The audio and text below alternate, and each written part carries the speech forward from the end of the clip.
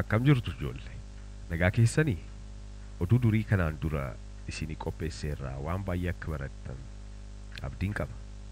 Har'as oduu durii dureessa fi hattoota sadan jedhu tokko isinii fideera. Obsaan na caqasaa. Bara durii dureessi qabeenya baay'ee qabu tokko arjummaa fi gaarummaadhaan namoota naannoo isaa waliin jiraata ture.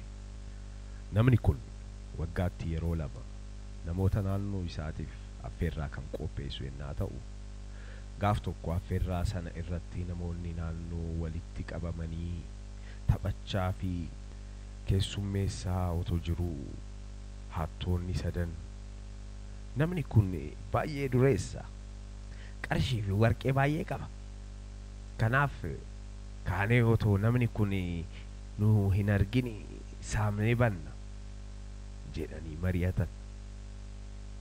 Akkuma akeekan warqee fi qarshii baay'ee nama kanarraa hatanii badan. Hattoonni kun qabeenya baay'ee waan hataniif akka hin qabamne sodaatanii karaa baay'ee deemuun bosona keessa dhokatanii bulan. Ganama ennaa hirribaa ka'an waan beela'aniif isaan keessaa namni tokko akka magaalaa deemee nyaata bitee dhufu carraa baasanii nama tokko ergan.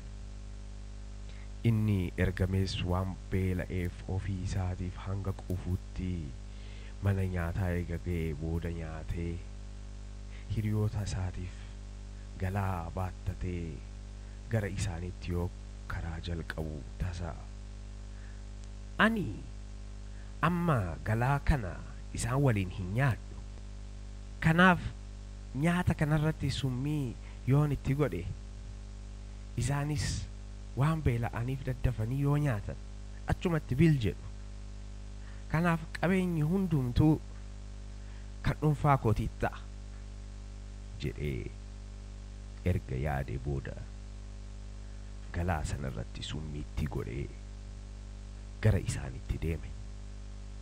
Hattonni lamaan bosona keessatti hafanis amma namni ergine kun galaa yoo fidee dhufu suuta jennee ajjeefnee qabeenya kana nuti lamaan addaan qodanna jedhanii yaadanii yoo inni isaan bira gahu isaan dhokatanii dhagaadhaan rukutanii ajjeesan.